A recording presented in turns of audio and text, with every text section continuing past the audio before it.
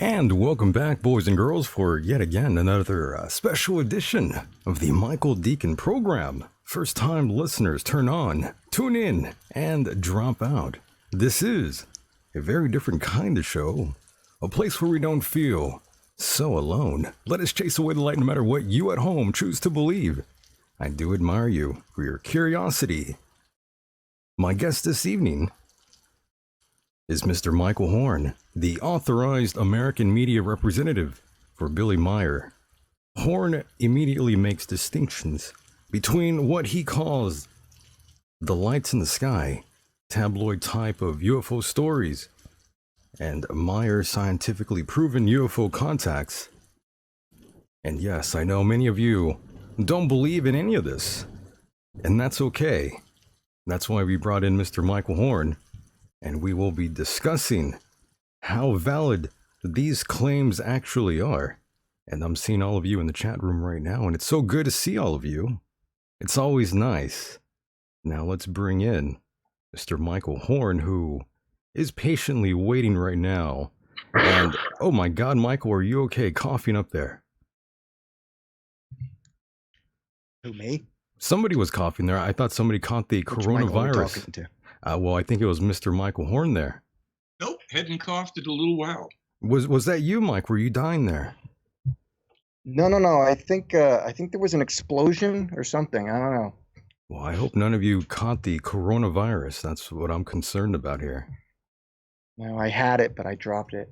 Interesting. So, Mr. Horn, welcome back to the program yet again. And the same with you, Mike. Thank you for hanging out with me this evening and being the co-host. Well, thank you for having me. Nice to meet you both tonight. It's one of those shows, Mr. Horn. It's one of those shows where everyone is Michael. My favorite. Another one. I love these shows, by the way. It's just mayhem all the time here. How could you not like that, right?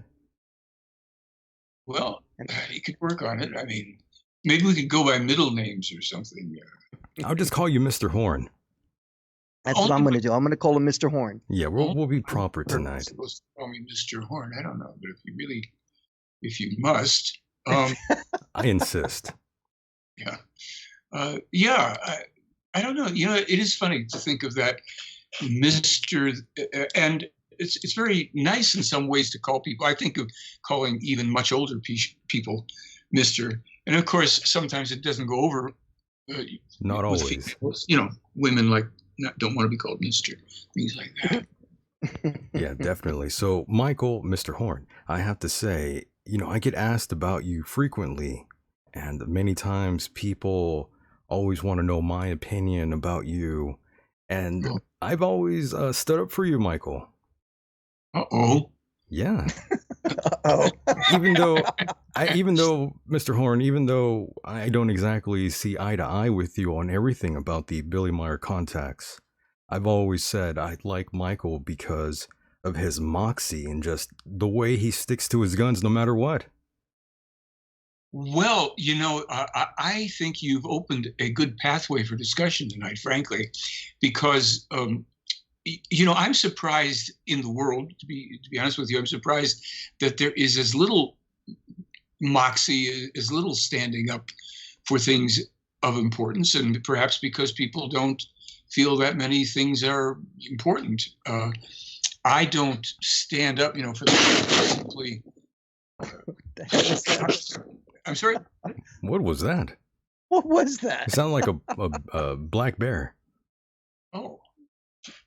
I'm glad I'm behind glass here.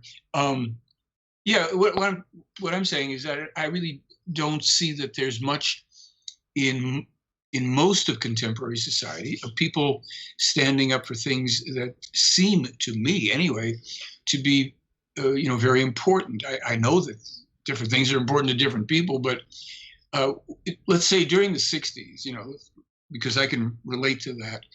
In the generations that are of the age, let's say that the millennials are now and all that, there was a heck of a lot of standing up for stuff. I mean, people shut down the war, the Vietnam War, and people, they just were, in terms of my perhaps idealized recollection, they were a little feistier, a more natural, outspoken about things.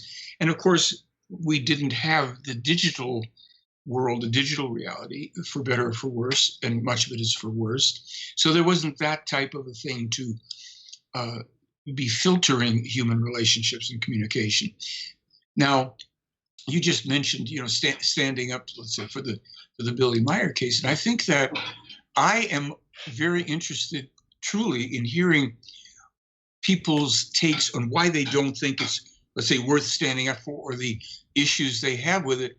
Not so much to try to confront people or argue with them, but to understand it, and certainly, of course, not being shy about saying, well, I think there are things that I could disagree with and rebut with evidence, but I don't understand in the so-called alternative, paranormal, UFO, whatever you want to call it, world. I do not understand why in that world anything other than the Meier case is spoken about. I mean, I'm serious.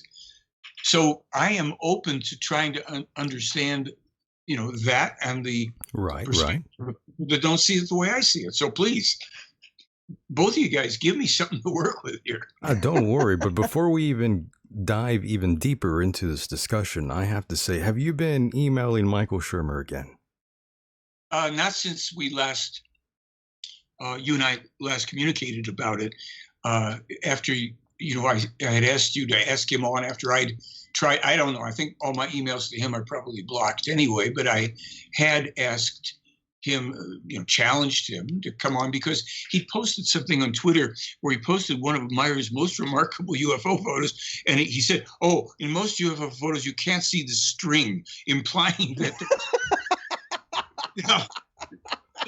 This is fabulous, because this is a place a few years ago I've been to Switzerland to in purpose of the Meier case, visiting, exploring, discussing, questioning, filming. I've been over there 20 times. Okay, so a few years ago I was over there to the very area where that photograph was taken, which is literally 2-3 minutes around the corner from where Meier's home is.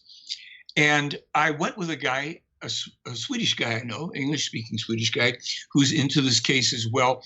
And at that time, I brought my camera, and I wanted to photograph him on that road a bit and in other parts down in the sloping hillsides. Why?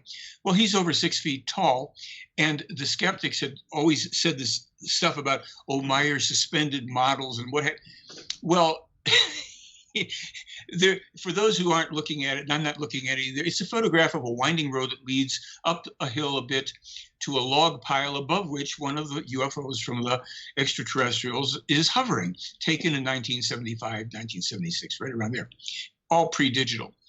Now, I photographed this guy on the road, on the sloping hillsides, down by the trees, because for anybody to have strung a wire across, to suspend a wire, this is a one-armed guy, and to get that kind of a shot, well, they'd have to be about 25 feet tall or so. I mean, it was just one of these things where I spent about an hour and a half with my friend. I remember going over all that, and we were just going, well, how would anybody, he would have had to have brought a ladder over if he was going to string the wire between the trees separated by a couple hundred yards. But even then, the wire would only be about a foot above the ground. I mean, it was just all of this kind of stuff. So when people like Michael Shermer, who are, make no mistake about it, he's a very religious person.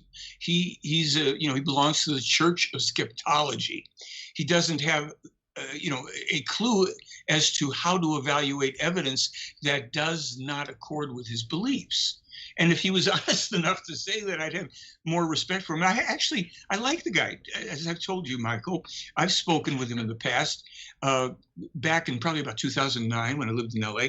And we were talking about bicycle riding and some other stuff. I wanted to engage him more on this whole thing with the evidence of the Meier case, but he's not qualified to discuss it because he hasn't done his due diligence. So with that being said, it's kind of like, he wants to take cheap shots. And we could also say right now in the world, determining the authenticity of UFO photos may not be the most important thing, but the Meier case isn't solely at all. and even not even mainly about his still irreproducible, independently authenticated UFO evidence. And that's, something I hope we'll dip into a little bit. I do want to hear what your Michael Decon, let's say issues, holdbacks, whatever you want to call it, may be in terms of the evidence or the case or what have you. Well, Michael, you already know where I'm going to go with this, but before I go to that specific detail, I just wanted to say I did email Mr. Shermer, but I don't think he's going to respond to it. I think he's ignoring me. I laid it out to him that you wanted to get into a debate with him, but I don't think he's going to respond to me at all anymore. No, well, look, see, that's not a courageous position. I started to take on the professional skeptics. It was back around literally 2001. The organization at the time called Center for Inquiry West. Now I think it's called IIG. They had been attacking the Meier case. He was using models. Well, so I said to them, let's go. Let's discuss this. Back up your claims. Duplicate the photos. Well, they couldn't, of course. And there was an investigator there at the time. I think his name was Vaughn something or other. And he just got in way over his head. I think they fired him because he made such a mess out of attacking the Meier case. It was so easy to run circles around him even then. So I then took on any and every skeptic. I even volunteered. I wrote emails to James Randi. I said, I will come to your facility on your stage with your audience, and I will bring a PowerPoint presentation, and I will take on any and all of the skeptics that would like to debate it. And we'll just see how your audience feels at the end of that debate. Well, that was not accepted either.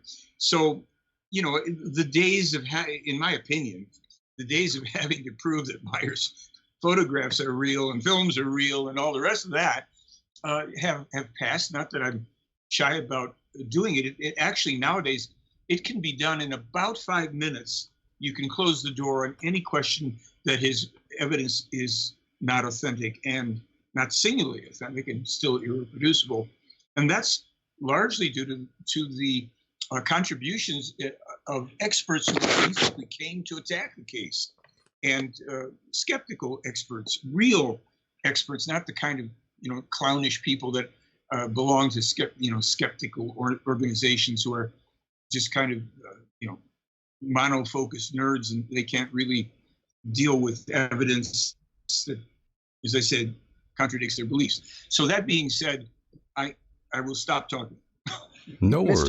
Mr. Horn, I have a question for you. Mm-hmm. Can you explain to the listeners why the Myers case is so significant to you? Sure. I'll put it this way. The confirmed existence of and contact with extraterrestrial, intelligent, space-traveling extraterrestrial life would be the single most important development in all of human history. In other words, if we confirm, not the garbage that floats around the UFO world, which is nonsense, but if we confirmed the existence of an extraterrestrial race and contact was made with it by a person or persons, that is a total new paradigm for humanity. And it's something that has been deliberately marginalized by the UFO community with the help of the intelligence agencies to make everything that's in the sky is some kind of an extraterrestrial joke. And everybody, I recently posted also a blog, May You Lose Your Shirts, and I named all the people in ufology who now, because all of their conferences are shutting down, that I wish that upon them, quite literally, because of the phoniness. But let me get back to your question. That's how they make money. So I mean, yeah, they're hurting, Michael, of course. Oh, yeah, a lot of people are. Where's my handkerchief? Right. But Mike, so I would say, and this is something that's lost on people. I'm so glad you asked it. Think about it for a second, guys, and anybody in the audience that cares to. Really, if we say, hey, wait a minute, there's an extraterrestrial race, we've confirmed that, and there's somebody that can prove that they're in and have been in contact with them for 78 years, give me a break. all other stories, save for the catastrophe of COVID-19, perhaps, go by the by the boards. And this is why ufology and the so-called UFO experts and contactees and organizations have done enormous harm to humankind. And part of that harm is what we're feeling now with this COVID-19 epidemic. And I'll tie that together, but let's just say, to answer your question, if that wouldn't be the most important real true story in human history, I don't know what it would be. You know, I mean, what, the Myers case being the most important? No, let's start with verified, authenticated contact with an extraterrestrial race. Proven contact with an extraterrestrial race would be the most important development in human history. Here we are, a planet of 9 billion human beings, and suddenly there's another human race that doesn't originate or live on this planet, and it's descended, if you will, from the skies to make contact and give us what? That's what we'd be looking at. What's the reason then? But first, it's the most important thing if it's occurred. Now, maybe you don't agree with that. But that's my baseline here is to say the reason I'm so passionate about it, because that most important development, in my opinion, conclusively has occurred, and it's been attacked relentlessly. Let me be a little bit more specific here. Sure. What is more significant about the Myers case as opposed to every other UFO sighting or claimed contact or whatever? What's so significant about the Myers case compared to everything else? Okay, but right before I answer it, I'll ask you this question. Sure. What other so-called UFO case that you're aware of has one solid, independently authenticated, verified piece of evidence of extraterrestrial manufacture? What? Okay. Wait, what was the question? Yeah. In other words, can you name another so-called UFO case that has evidence that's been proven to be of extraterrestrial origin, manufactured? Okay. I don't mean like a piece of a rock. I mean something manufactured, not on this world. Okay. I have to be honest, I'm not familiar with the names and the cases and all that. The things that and believe me, I am extremely interested in UFO sightings and please, when I say this, understand what I'm trying to say. Alleged contact with aliens or extraterrestrials. And I say that because I have never witnessed one myself, and I've not seen anything that gives me solid proof. Sure. So when I look at other, I'm always looking at, like, sightings and footage online. And ever since the internet has come about, we've had a lot more opportunities to see all these like films and camera shots and all these things that are associated with UFOs. But everyone I've ever seen, I'll be honest with you, I don't have an explanation for it. I don't know anything whether it's real or not. Sure. So that's why when I ask you the difference between the Myers case and the other 10,000 cases that are out there of either footage or alleged documented information, I'm just trying to understand that why you're so passionate about the Myers case. And that's a well-explained question. So I'm going to answer it because it's an honest and genuine and well-explained question. So let me say this. Based on what you've just said, I'm also going to assume that you're not overly familiar with the Meier case and the evidence and blah, blah, blah. And that's okay. I'm just to be honest, I'm not. I mean, I read up a little bit about it today, but I'm not completely, I'm not like you are. You're immersed in it. You're immersed in it. I am. So because you are the perfect person to ask the question, and I hope in a way, the perfect person for me to give an answer to, and just an honest answer. It goes like this. Billy Meier is for 78 years, a contact person with an extraterrestrial race. That's the claim. He's 83 years old now, so he would have started having these contacts when he's 5 years old. Well, what is the evidence for any of that? Let me start to give it to you. In 1964, Meier was a 27-year-old young man, basically a vagabond traveling around many countries, hitchhiking, working his way through different jobs, studying the world's religions in different cities and locations. And at the time, in 64, he was in India. He would be studying Buddhism at an ashram in Maroli, India. Now, at that time, he attracted the attention of a reporter for a prestigious Indian newspaper called the Delhi Statesman, 1964. This reporter decided to interview young Edward Albert Meier, 27 years old, takes his pictures, so the pictures in the article, and he basically talks about, here's this guy traveling around who claims that he's, met with extraterrestrial. At that time, they may have called him.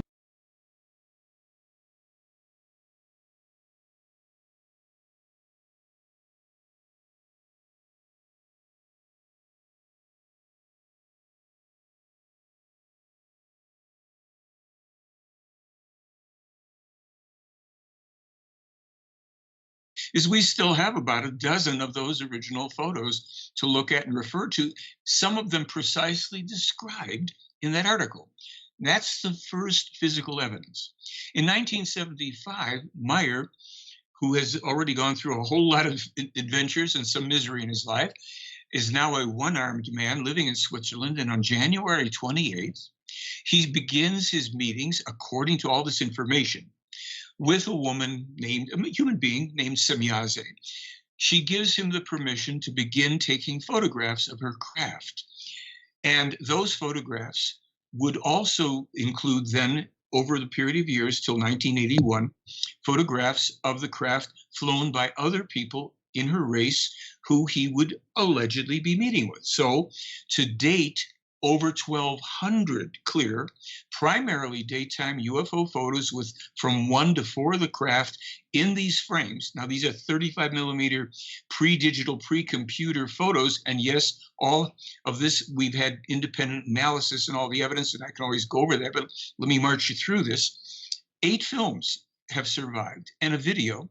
In addition to that, Meier claims that the metal alloy samples that he had in his possession and turned over to the United States military investigator and his investigative team beginning in 1978-79, he claimed those were given to him by the extraterrestrials, who also told him to tell the investigator to bring them to a man named Marcel Vogel at IBM in Switzerland to analyze them. That took place.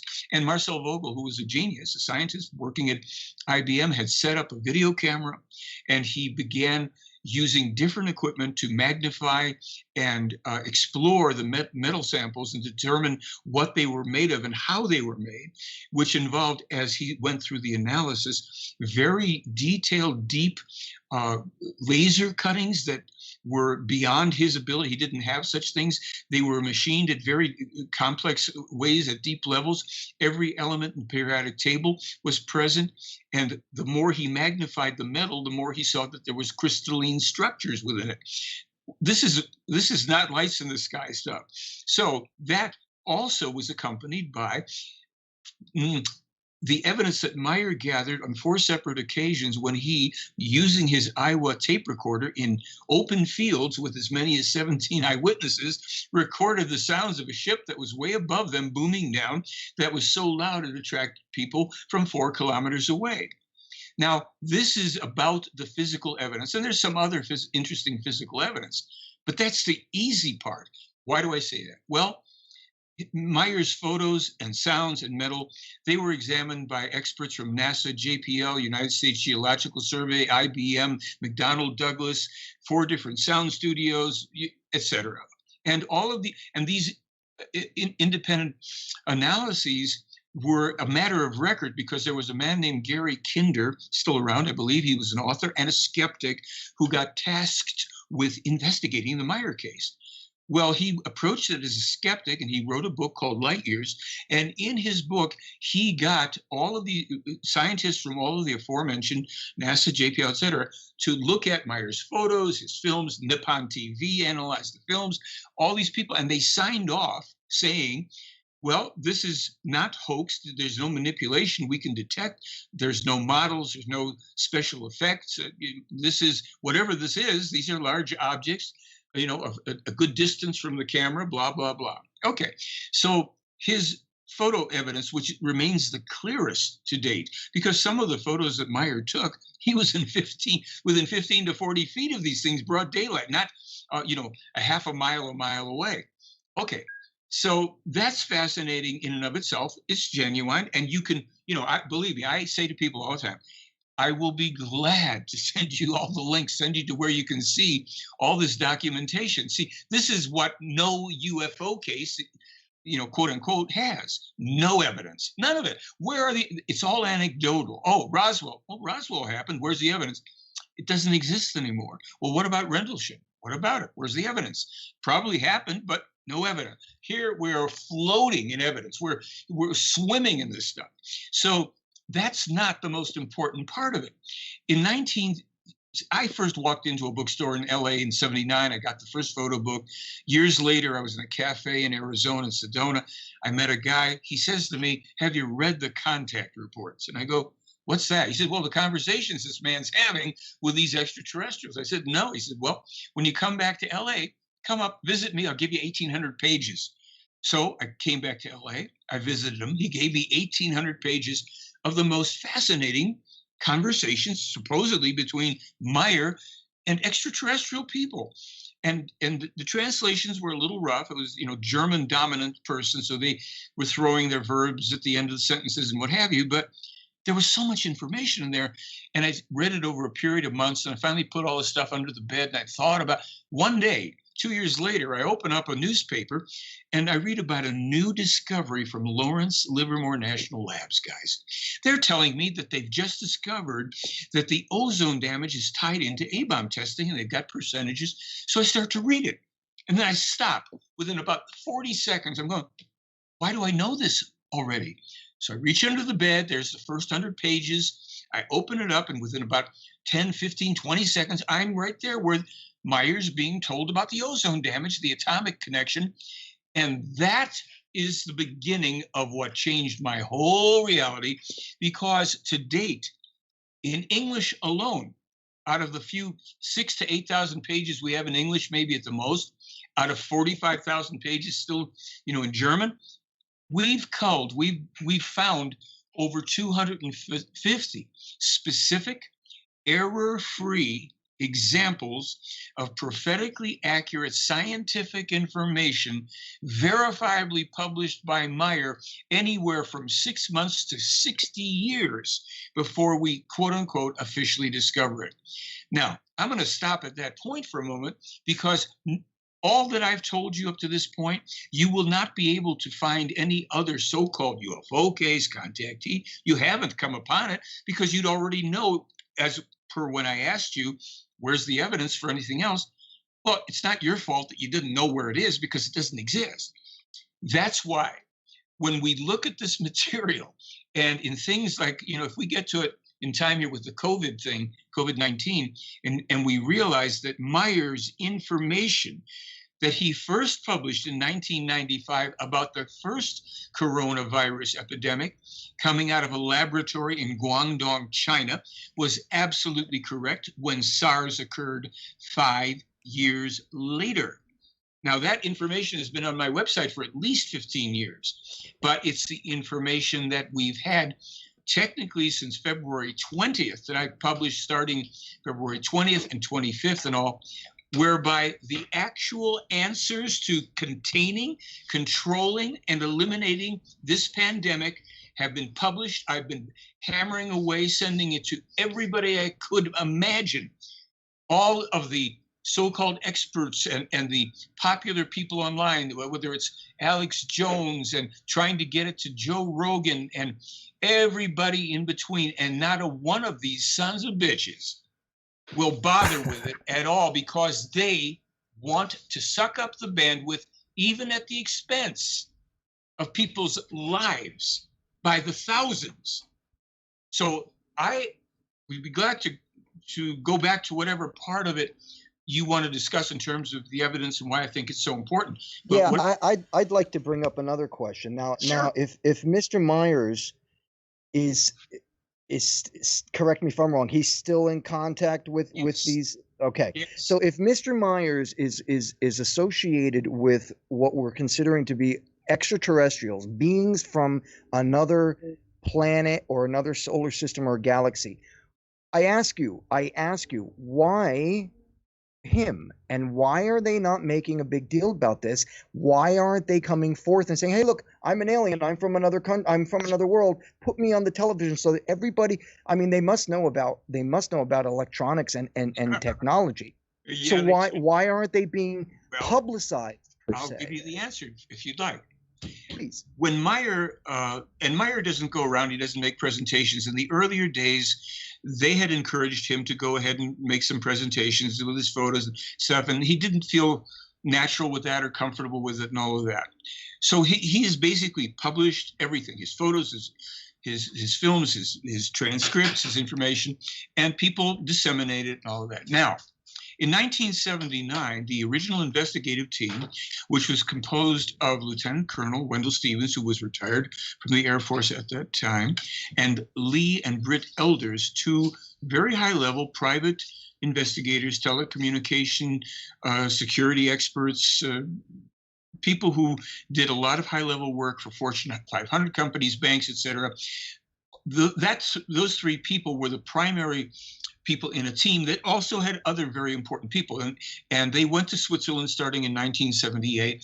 And the reason that Lee and Britt Elders went along is because they thought that it was probably a hoax and that Wendell, their friend, would be taken for a ride. Okay, in 1979, after they'd been investigating for some time, they asked Meier if it would be possible to, well, basically do what you've just suggested, to have a contact with the United States government. And so Meier asked the people that he is in contact with, and they somehow wrote, they wrote up a letter with their terms and their understanding about things, and they gave it to Lee Elders, and he took it. He had connections actually at the CIA and the government and all that. And basically it got to the Carter administration, and they turned it down. Now, having said that, because I've seen the letter, of course, yes, and I am not completely surprised they turned it down, because it was at that point in this process, if you will, that I don't think the extraterrestrials fully understood Earth people, and specifically Americans. And the reason for that was that one of the conditions in the letter for contact included that they would, some obvious things like we could initiate contact. We're going to want to do it through our representative, Mr. Meier in Switzerland. You'd be dealing with him, as an intermediary. And while, we ask you, you would not be trying to attack our ships or us or anything like that. It'd be very nice to agree to that. And then here was the deal breaker, remembering that Jimmy Carter is a former Baptist minister.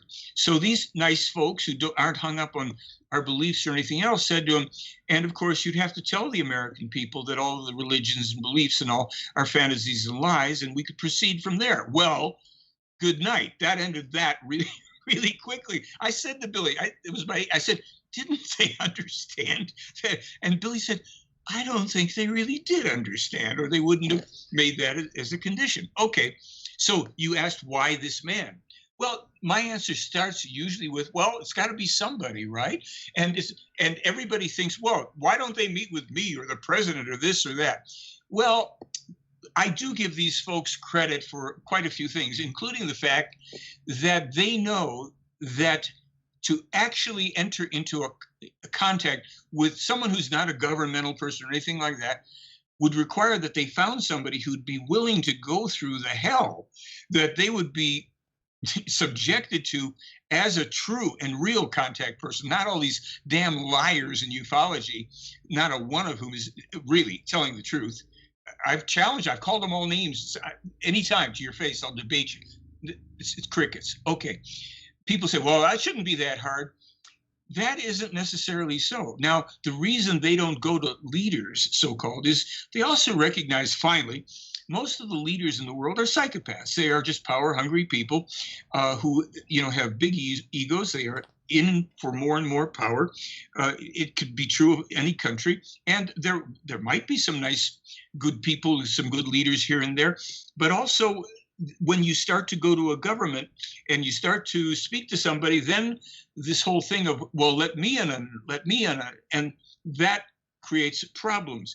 That's exactly one of the reasons why they only chose one person who they could work with since the age of 5 to assure that he would have the strength of character and all the other prerequisites in terms of his character and personality and all to survive what would be thrown at him, which to date is 23 attempts on his life, kidnapping attempts on his children, his ex-wife turned against. I mean, it's a mess because it's real human beings. It's not the space age BS that you get from all this ufology stuff.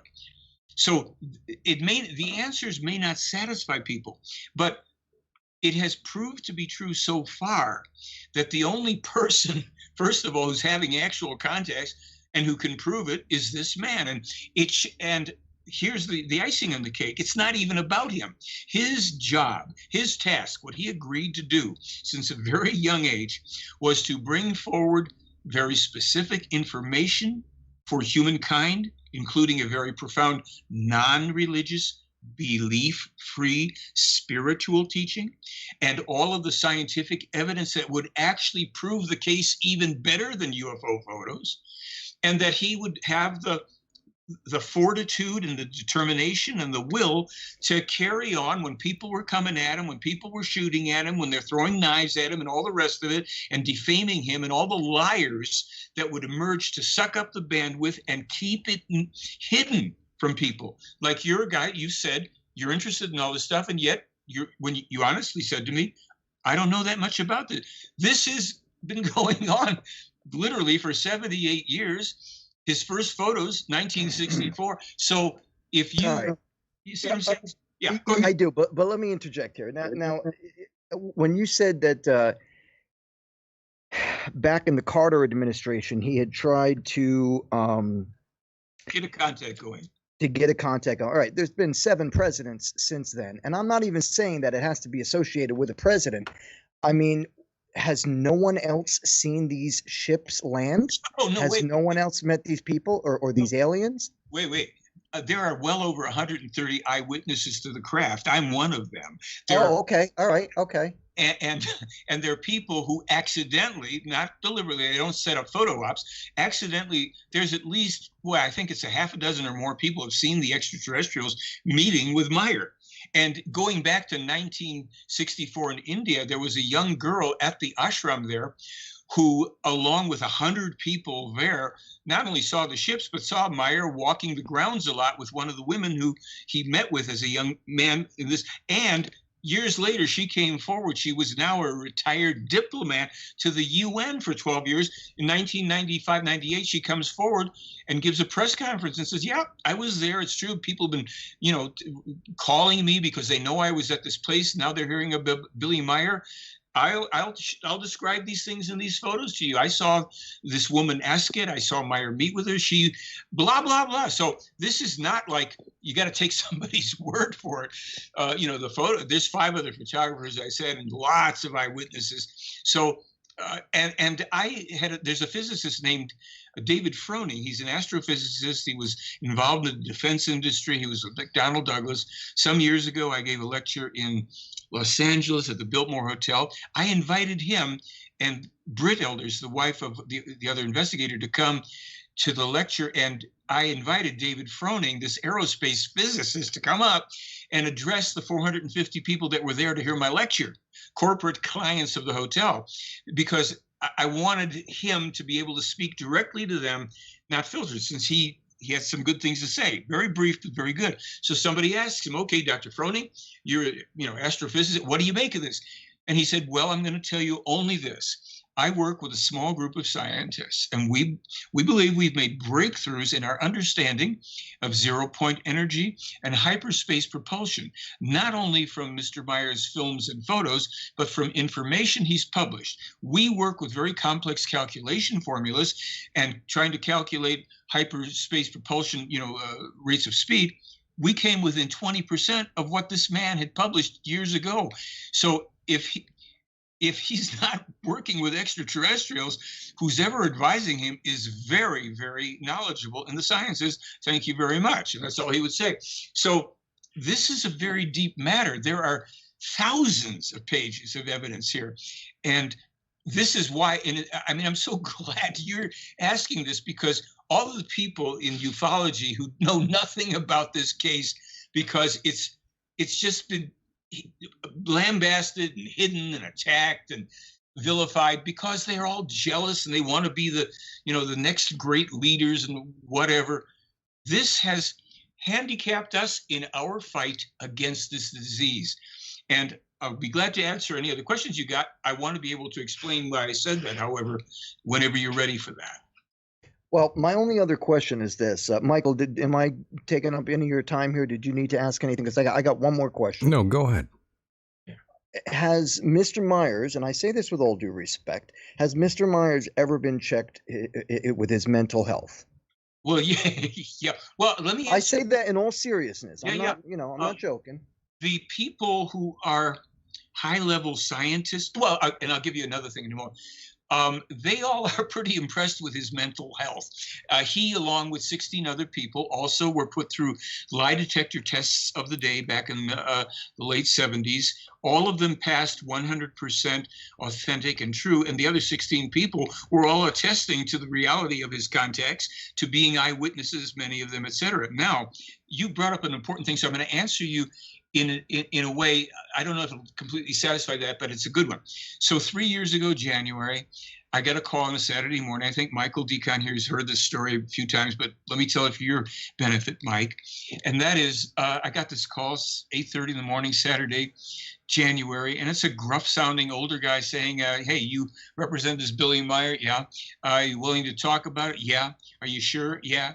Okay, because I think it's a hoax. I'm an investigator. I said, okay, let's go. 3 months we spoke till the end of March, and then he disappears until somewhere in about mid-August. The phone rings, and Saturday morning, 8:30. Still willing to talk to me? I said, yeah, Joe, how you doing? He said, okay. He's a crusty guy, really character. And he said, okay, I'm going to tell you who I am, and then I'm going to tell you about your Billy Meier case. He real back east, squishing all the words. So I said, okay, who are you? He says, check your email. I was one of the top investigator supervisors for the United States Air Force Office of Special Investigation and a background investigator for the Department of Defense. Check your email. So I go the email, and there it is. He's got certificates and letters of recommendation, and it's all real stuff. Okay, Joe, that's pretty impressive. What do you want to tell me? Okay, so I went into the stuff. I went back to that 1964 evidence in India, and I simply applied very basic, protocol means of an opportunity. I read the article, and I looked into this woman who was the UN diplomat and all this other stuff. And here's my question to the skeptics. I said, can you show me where this man obtained 80 UFO photographs in the middle of nowhere in 1964 in India? If you can't prove that he got those from anywhere other than that camera that he took them, then you're done. And so he said to me, look, your Meier case is 100% authentic, and I'll take on any skeptics on your behalf, which he did. He demolished a couple of guys. Kevin Randall was one of them. Now, this guy wrote a whole thing. I put it up on the website for a while, and then he called me one day. He says, take the article down for now. I'm in direct contact with Meier, and I'm going to start doing an in-depth investigation on the whole thing. I'll update the article when we're done and all that. And after he had told me the case was authentic, he said, after I did my investigation and made my conclusions, he said, I went online and I watched every video of Meier I could find on YouTube and all of that. He said, that's an honest man. That's about the most honest human being I've ever seen. He said, look, my job in the Air Force had nothing to do with UFOs. It was to vet people who were climbing the ladder of success. They could end up with their fingers on the nuclear button. These are people in politics. They're military people. They're people who we were having to ferret out as moles and spies. I know when I'm looking at an honest man. He says, I've done hundreds of these. And so he says, on top of everything else, on top of the Meier case being authentic, that's an honest man. So, again, and it isn't even about the man. Here's the evidence. It speaks for itself. So did anything else that I left out about that? No, no. That answers the question. I'm still just trying to wonder why, if this is so authentic, why it's not being brought up to a different, like a higher level. It's been brought up to higher levels. It's because it's so authentic. We know from the Meier material that this is, uh, let's say, I'll use the word studied at the higher levels in Russia. We know that at the Vatican, they know about this material. And at certain levels of our government, certain higher levels of the military, they know about it too. That's why you've never heard about it. That's why you hear about every imbecile, every goddamn liar like Corey Good and David Wilcock and Jordan Sather or whatever the heck his name is, and Emery Smith. Just name one. They're all liars. That's why you're going to hear about them. Nick Pope and who's the other one? I always confuse the two of them. They just remind me of each other so much.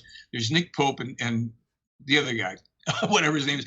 All these people, I've sent them all Meier's information. Oh, it's boring. It's not true. It's a hoax. Really? When you can prove it to yourself. And that's the whole thing here. We've done so much investigation that anybody that goes through it, all of the stuff, going back to 1978, we've got, 42 years of documentation of examination of evidence right up to, a year ago or now. You can find out for yourself whether it's true or not. You don't have to believe anything here. But that's up to the individual. Yes, this has been suppressed. And yes, we are having people die now because of it. Right now. And I'll explain. Why? Why? Okay. Why are people dying? Okay. Had the Meier case not been suppressed, had all of the attempts of the original investigators, my attempts and others starting, I've been investigating over 40 years. My presentations, I've been doing internationally for 33 years. And I've sent information to virtually every scientist I could get an address for. I've called people. Had there not been the suppression and dismissal of this material, and we would have discovered, let's say even 20 years ago, forget 1964, forget 75, 78, 80, in 2000, 2002, had we known, had we then looked at the same information that I've had a chance to look at and said, wow, this is real. Whatever, we might not think it's real. Look, here it is. He predicted all this stuff about Mars. And this is something I personally did last year. I went up to see the guy leading the Mars rover project up there on all the imaging stuff. And I brought him some of the Meier material. And then he said, well, I'll get back to you. And he said, well, could this guy be a good guesser? I said, no, Ken, he's not a good guesser. Why did he say that to me? Because I brought him at least 30 specific things about Mars that Meier verifiably published up to 20 and 30 years before we discovered it. Now, if that's the sign of a guy that's mentally ill, make me crazy. I want to be able to do the same stuff, or make me crazier, however you want to look at it. So, but why are people dying? Okay, good. Now, had we, let's just say 20 years ago, the UFO community had not suppressed this, the military community had not suppressed it, and people go, oh gosh, this is real. Then we would start to read the information on the scientific stuff. Let's even say we started to read it in 2002. And we see this thing in there that Billy Meier publishes in 1995 that's all about this epidemic that's going to be a lung disease that's going to come out of a laboratory in Guangdong, China. And then the next year in 2003, remember, he's published it in 95, that lung disease comes out of the laboratory in Guangdong, China, and everybody knows about Billy Meier, and they go, well, wait a minute, what else is in this material? And then they start doing what I did starting in 1986, and they start to look at all the scientific information that's been corroborated that he was ahead of. And so then they go into some of the prophecies and predictions that Meier has presented. He isn't even the author of many of them. And we find out about a rampantly spreading disease that is going to come to the world. And this is supposedly in prophecies that they, the Pleiaren, have had in their possession from the prophet Jeremiah 8,000 or 6,000 years ago, and other things that are in there from the prophet Enoch speaking about the United States and pushing for a war with Russia that will destroy the United States completely, and on and on and on. And somebody's going to say, hey, wait a minute. Those ships, the evidence is real. All of the scientific information we've been able to check out up to now is real. How's about we ask these people, or we ask Billy Meier to ask these people to help us get ourselves straightened out here so that all these things that are foretold for the future could be avoided. And there's lots of them, and they're coming.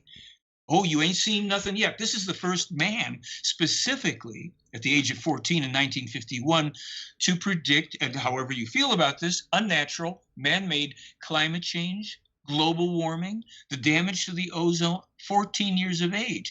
So there's no shortage of documentation from this man. The two wars with Iraq, 1958, he published that, the upsurge in radical Islamist terrorism starting in 58 and 81.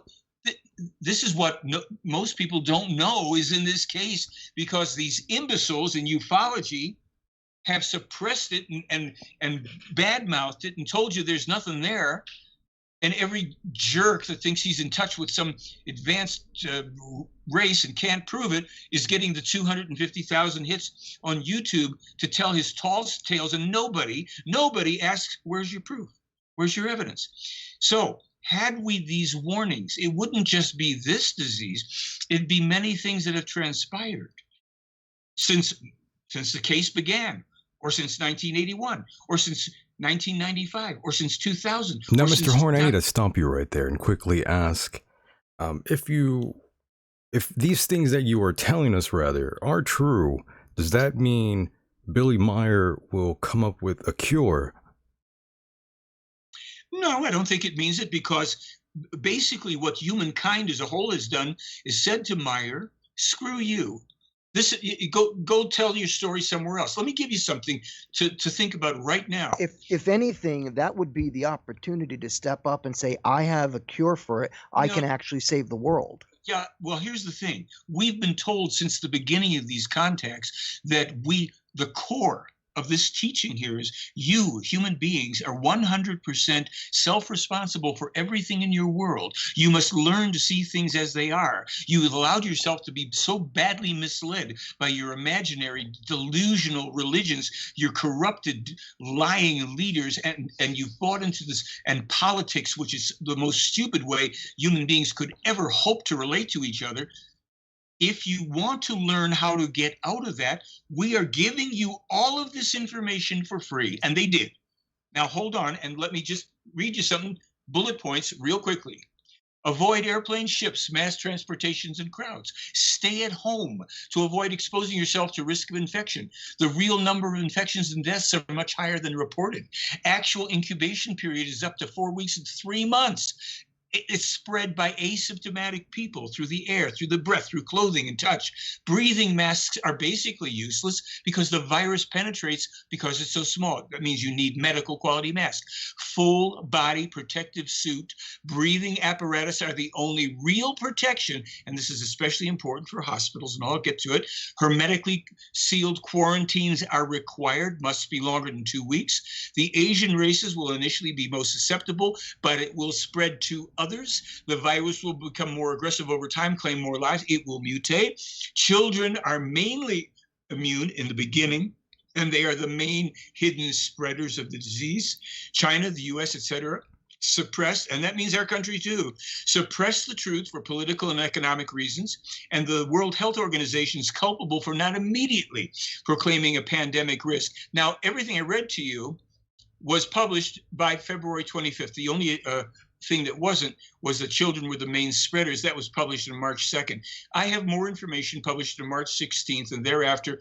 All of the information we have published, everything you've just heard now, was unknown at the time, at February, actually 23rd, when they first published, and they sent it to me, and I published on the 25th. Every one of those things is absolutely correct.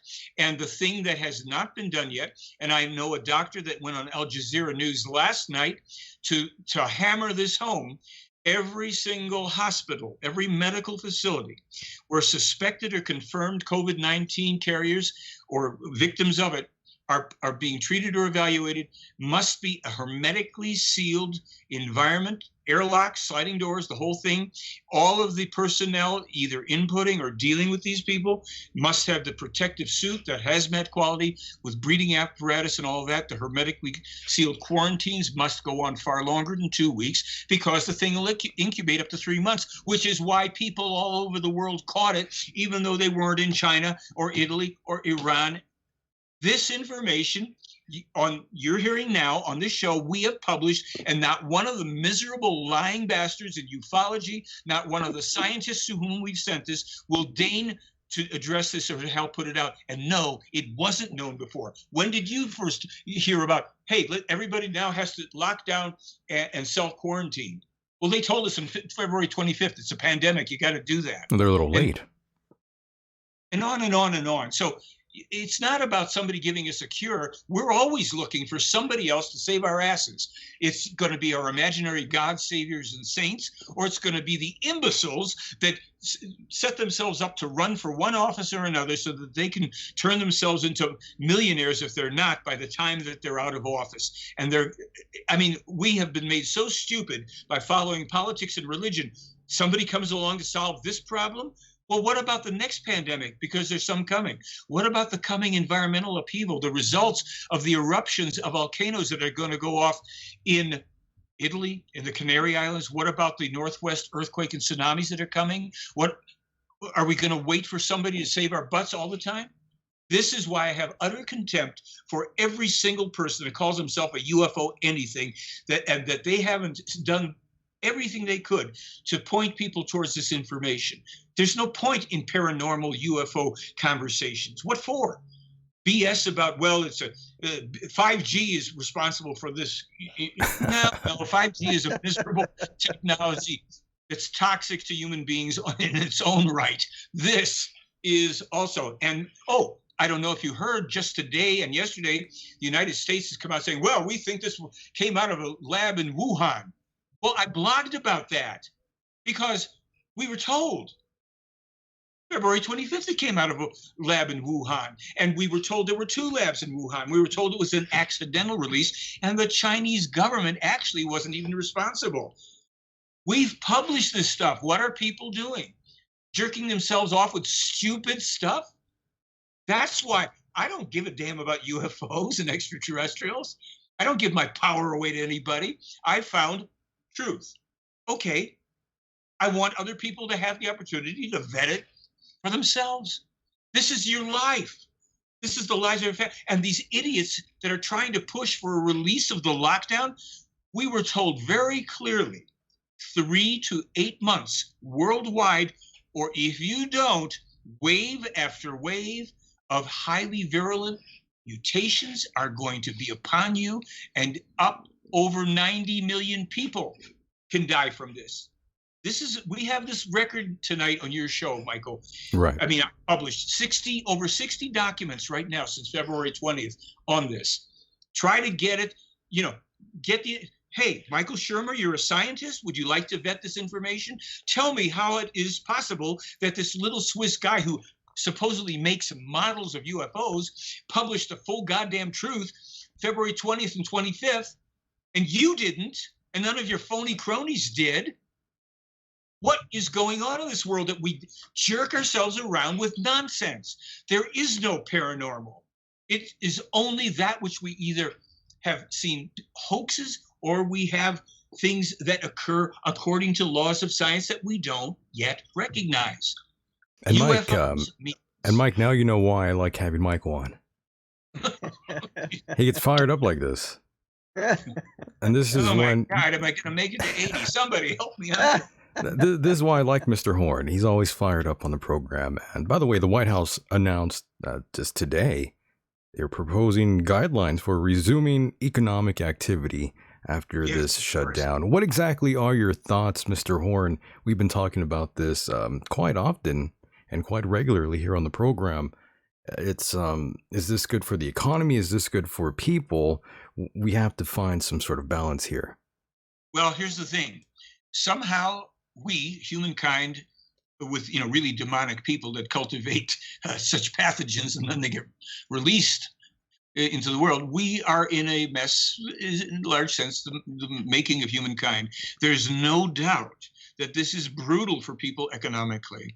But I'm in the process. My next blog is about, the billionaires in this country, if you put them all together, their wealth is over $10 trillion. The the military industrial complex has been gifted with trillions upon trillions of dollars to make weapons to use to attack people, none of whom have actually come here to attack us, but people whose oil and minerals and other things we want. We go and we lay it on people around the world. We build all these weapons when we have no natural enemies from one coast, to another coast, ocean to ocean on either side. Whoa! Hang on a second. What did you just say? We don't have any enemies? Of course we have enemies. We have no natural, continental military forces between North and South America that are in the position to, nor have they. Canada did. Last time Canada invaded us, I can't remember. Okay, I'm talking about. Yeah, but I'm talking about like everybody who hates us, which is and why a lot of do they people. hate us? Do you ask yourself that question? Because we're capitalists and they don't like that. No, it's not that. It's that we have come in to ruin. Oh man, I've got an article on even on my old website as of, I don't know, 1998, there were over 250 acts of unprovoked aggression by the United States of America against one country after another, where we attacked, we did terrorism, we overthrew their government, we set up our own corporation, one after another, 250 times.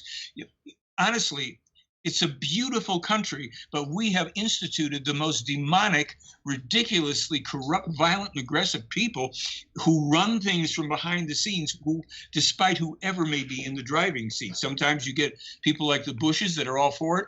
We are now also... And then sometimes you get people like the Clintons who have a body count. Oh, what happened there? Did I lose Mike? Or was I kicked from the call again? That happened last time, ladies and gentlemen.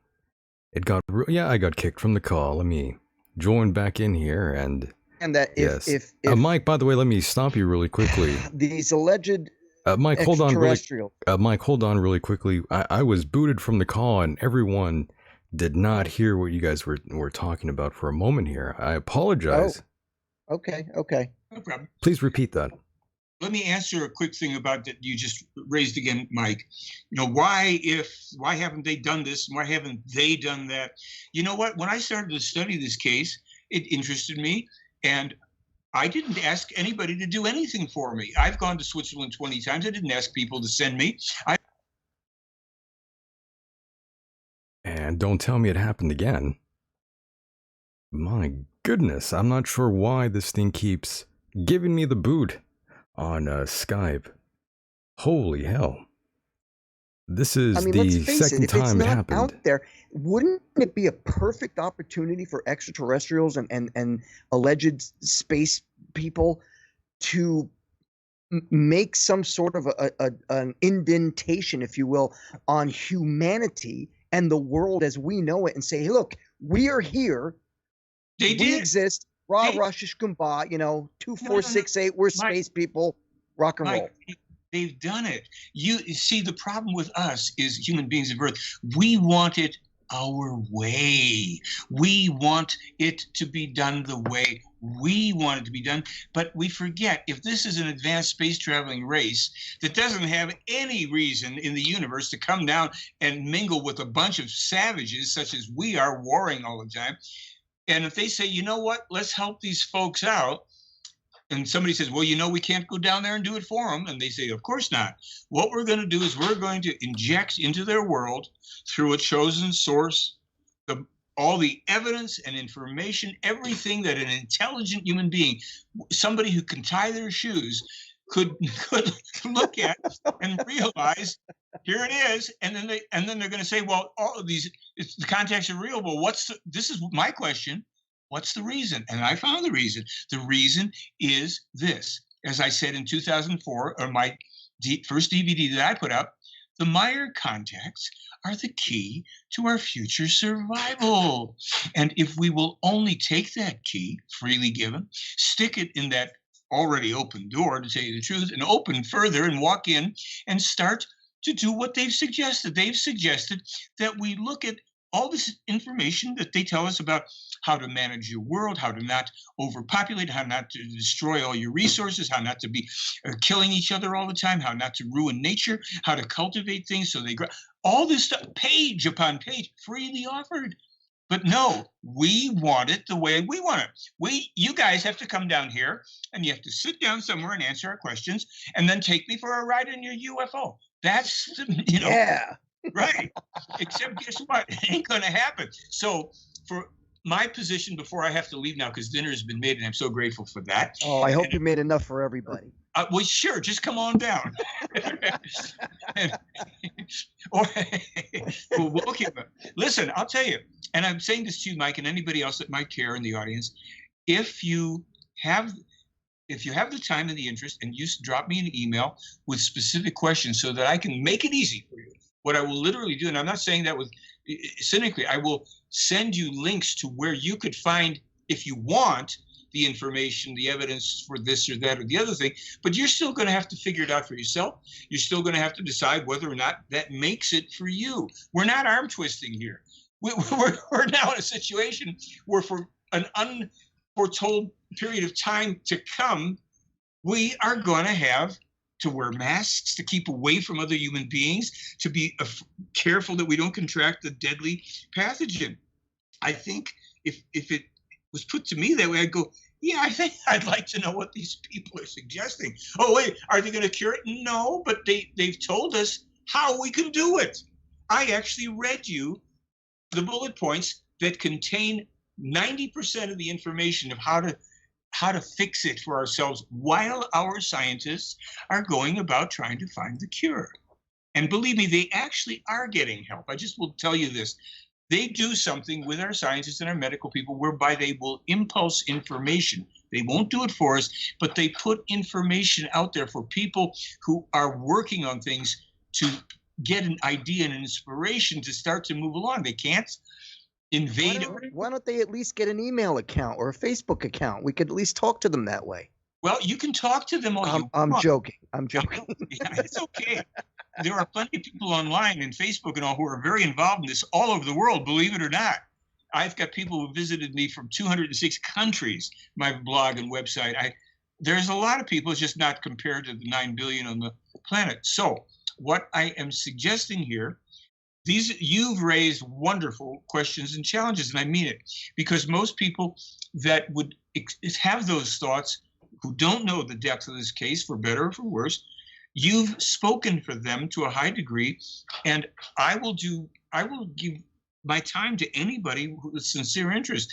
And if any of you know people that are of integrity, who are scientists, who are looking into this or anything else about, you should, I just sent a blog up because I posted information for a number of scientists, sent it out yesterday. Of course, nobody's responded. But if you know anybody, I will take the time to present information, evidence, proof, and for anybody who's foolish enough who wants to debate it, I will wipe the floor with them, and I don't care what their security clearance is. When things are true, it's not complicated to prove them. So I prefer that we look for ways for people to cooperate, to look into this, and to determine for themselves what the truth is. And we can always visit again to do that too. Right, and we didn't even get into the farm yet either, Michael. Pardon me? Say that again. We never got into the farm. The farm? Which farm? The ranch, Billy Meier. Oh, you mean where they live in Switzerland? Exactly. I'll be glad to tell you more about that, because there's very interesting information connected to that about some of the environmental changes that are coming to the planet that also will affect Switzerland. And they will affect us as well. And maybe another show. Yeah, we'll have to go over that later. We'll definitely go over it later with you, Michael, and at another time. But I do want to thank you tremendously for being a part of the program yet again. Yes. I'm sure we'll do this very, very soon. Yeah, my pleasure. My pleasure. Anybody, we're just giving away what we can for those people that I'll give away a free film to anybody who wants to send me an email. Mr. Horn, if I may just say, I want to say thank you for, entertaining my questions. It's my job to be skeptical on this show and to ask very important and difficult questions. So thank you, and I respect your answers, and I'm glad you were respectful to my questions. Well, I respect that you are interested enough to try to find out the information that you can vet to determine the truth for yourself. And I would say that to any skeptical person, even Michael Shermer, if he didn't run away with the scale on his legs. But to you, Mike, and to you, Michael, I thank you both anytime. No problem. Take care. Mahalo. Talk to you later. Take care now. Sure, you too. Bye-bye. And there he goes. The one and only Mr. Horn. Wow. Great guest. Great guest. I mean, really knows his stuff, obviously. I forgot that we were on limited time here. There was a lot I needed to get into here with him. But of course, that usually happens. Time is never on our side. Yeah, I'm sorry. I hope I didn't interrupt you or anything with that questions that I was asking. No, they were pretty good questions, though. People wanted to know. Well, you know, I mean, if I may, how much time do we have? Do we have any time? Yeah, we got time. Just to. We just ran out of time with him. That's all. Oh, okay. Well, just to reflect on some of the questions that I asked. I mean, you know, as I said, I'm a very skeptical person, and you know that, Michael, because you're the same way. Of course. But, you know, there's things that I can't quite understand. That if this is such an important case, why wouldn't there be some sort of way? Look, if these are intelligent, you know, beyond human being intelligence, kind of reminds you of God, right? Yeah, well, that's another thing. I mean, look, man. You want to talk about God and aliens? Watch the movie Prometheus, Aliens 4. I've seen it. No, I'm sorry, Alien 6. Prometheus, and even the one after that, Alien Resurrection. It gives you the idea that intelligent beings from another universe came to Earth and started humanity in the way that they did in the movie. You got to watch the movie. It's a brilliant movie. So, all right, so there's that. But what I'm getting at is if these beings are so intelligent and they know that we're just these stupid human beings running around killing ourselves, polluting our oceans and polluting our air and our land and, you know, raping the land and destroying our natural resources, why, I tell you, why, I ask, why wouldn't they at least say, look, you're going about it all wrong. We are who we are. Look, here we are. Here's our badge, you know, space alien from another world. Get a little proof. I'm sorry. It's just like religion to me, because if you don't have the solid evidence where an intelligent being can come out and say, we are far better than you. Look at our spaceship. If you can travel from one galaxy to the next, I want to damn well know about it. I want to know how it's done. Well, that's when the individuals who are deeply in the ufology circles, that's when they would say, well, they made a pact with the government. That's why, Mike. That's true. Yeah, that's usually what you'll hear. Right. But I understand where you're getting at, and I feel the same way about God as well. Complicated, delicate, touchy situation. It's a conundrum, right? Yeah, it is. It's exactly right. It's a conundrum. But again, I'm really thinking that if extraterrestrial beings came from another planet, at least tell us how you got here. Well, you know, that's right. If they want us to think for ourselves and they want us to better ourselves, all it takes is 1 ounce of proof. And I'm not saying a photograph from 1977. Well, okay. That's what we didn't even get a chance to get into the photographs. There's some weird claims in there, Mike, especially with time travel and a photo of a dinosaur that looks like it came. Yeah, it looks like it came from a book. It does. In fact, even the girls and they I read in the article, and they show a book in there. Say again? I said they actually show a book, the actual book where that was taken from. Yeah. So yeah, I know. It's a little iffy. It's a hard sell, some of these things. That's why I was bringing it up, because I did read the article that you sent me, and it says right in it that some of these images were taken from either books or I think some of them even said the Dean Martin show. Is that what it Right. was? That was the women. Yeah, Mhm. yeah. So the women are supposed to be the aliens, are they not? Correct. But Weird, man. I brought this up to him before, and he's explained why why we're seeing this. Basically, he has an explanation for all of this. And I'm sure he does, because he firmly believes it. He really and does. He's dedicated to it, and I can respect that, but at the same time, I have my own qualms about it. I'm with you on that one, Mike. I know And you are, buddy. He knows. He knows very well where I have an issue with this case, because we've talked about it. And you know what? At least he's a good enough person to respect our opinions on it, and vice versa. Because I didn't come down on the guy or anything like that, but I'm just trying to make a case. You know how many times I had to defend Michael to listeners out there? Really? Yeah, they get really angry. They get so mad that he's going to be on. They're saying this story's bullshit. Why do you have him on? And I'm always thinking, well, look at the kind of reaction I get. Sure. Look how pissed off you get. Of course I'm going to bring him on, just to purposely piss you off. Why not? Why not trigger? Why not trigger them, Mike? It's a lot better that way. Everybody's triggered these days. Makes a much better show. Knowing to get some heat off people, working the marks. It's a good time. Indeed. It really is. Now, Mike, we are almost at a close here. So you know what we have to do when we're closing? We have to play that Kenneth Copeland. Why do you torture me every night? I gotta get the soul of Jesus in you, Mike. That's why.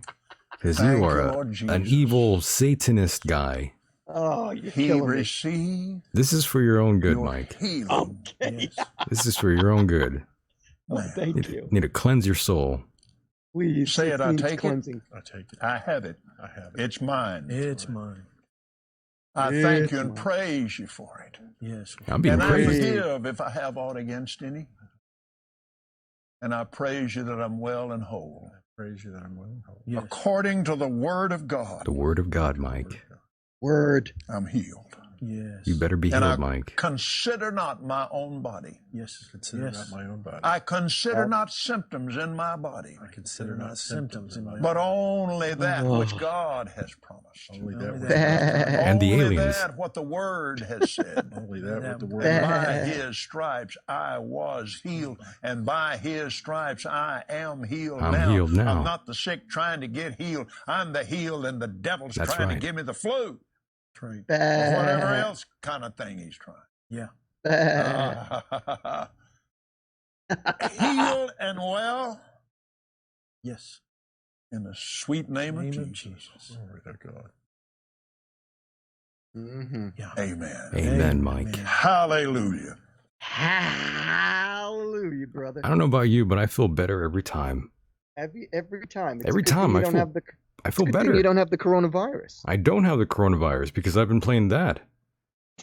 How could I? Playing Mr. Copeland there. Yeah. You won't lose if you have God on your side, Mike. Yeah. Well, I I, think have that's it your- darker. I think that's your problem, Mike. I think it's because, you're Of course. evil, Satanist, Mhm. you worship Madonna and Bill Gates. I just think, you need to come to the light.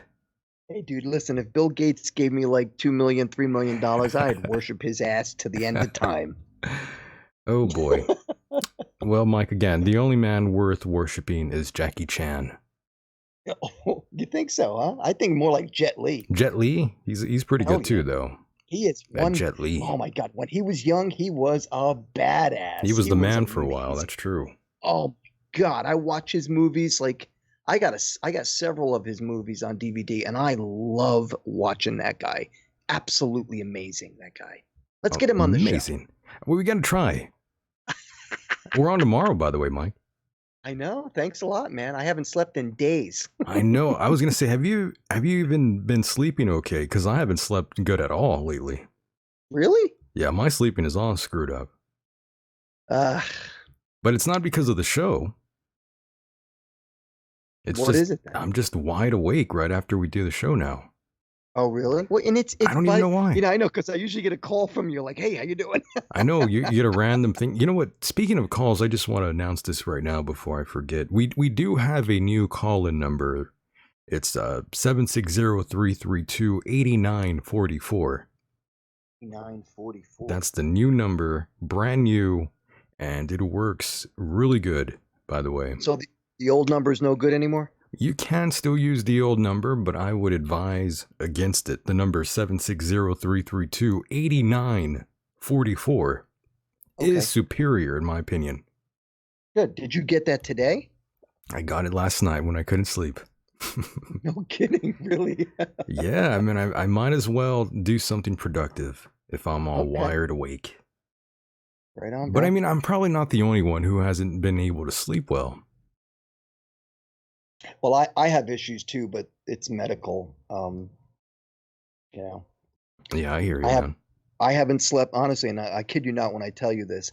I have not slept a full 8-hour night since 2009. Really?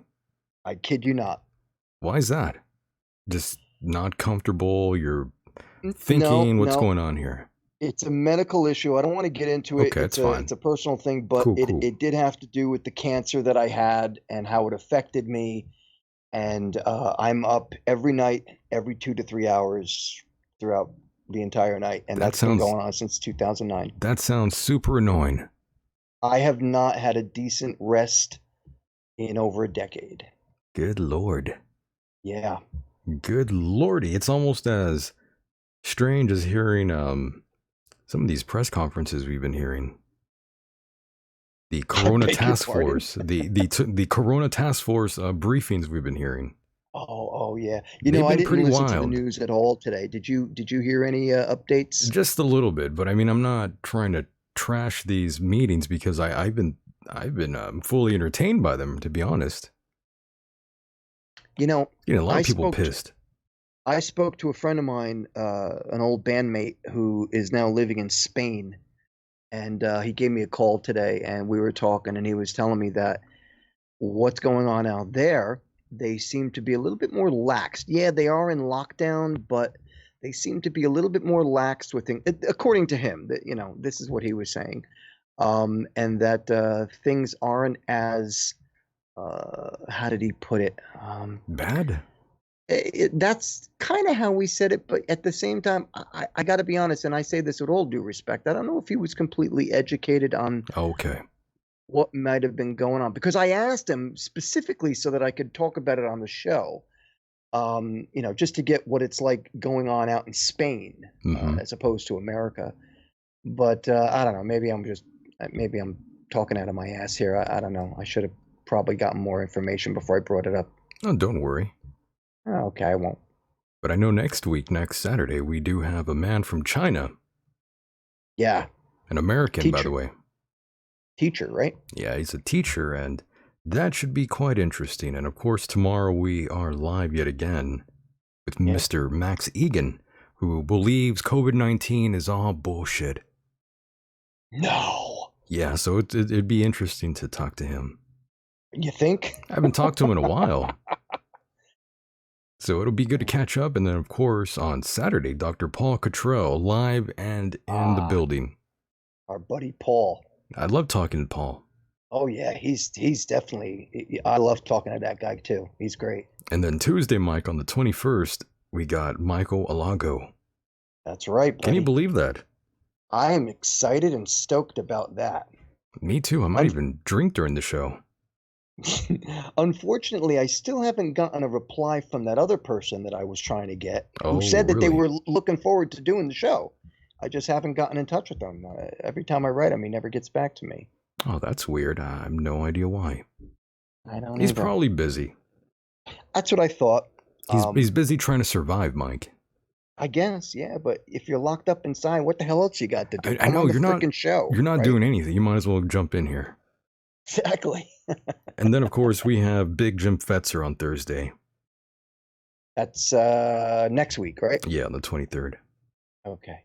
Yeah, we're pretty much booked again, Mike. Oh, so lot let's of see. We got shows. Tuesday. We got Next Tuesday, we Tuesday got on the 21st, right? yeah, we got Thursday, and we got Friday and Saturday. Oh my Lord, we are banging it out here, Michael. We You're have doing a to. great job, buddy. We have to stay busy. Honestly, yeah. Gotta Yeah, roll I think, forward. and as you noticed, I have been sending you some snapshots of some of the people that are making comments about the show and praising our work together. So I think we're doing great, man. I really do. That's very good. Very good. And again, I forgot to play this clip here, and it's of the intro, and I always forget. And it's a good intro. There it is, Mike. Ladies and gentlemen, it's Michael and Mike of the Michael Decon Program. It's goddamn amazing.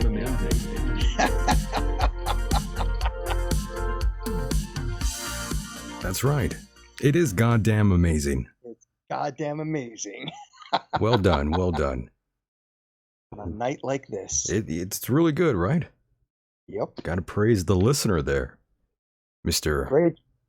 Who did that? That would be Element. Great job, Element. Great job. I love it. Yeah, that would be Element 115. Which he's known differently in the chat room, but to me, he's always going to be Element 115. Great job, Element 115. Yes, great job. And of course, I want to thank all of you out there for hanging out with us here tonight while we talk to Mr. Michael Horn. Always a great time to talk to him, and I want to thank him very much for joining us here. And of course, all of you out there in the chat room, and Mr. Mike Hideous as well. The one and only Mike Hideous. Thank you for hanging out here, Mike. Thank you, buddy. Always a pleasure. Tell everyone good night. Ladies and gentlemen, thank you for listening to the Michael Decon Program. I'm your co-host, Mike Hideous, signing off for the night. Thank you very much. Beautiful. And with that said, the world is a mysterious place, and life itself is a mystery. Until next time, mahalo.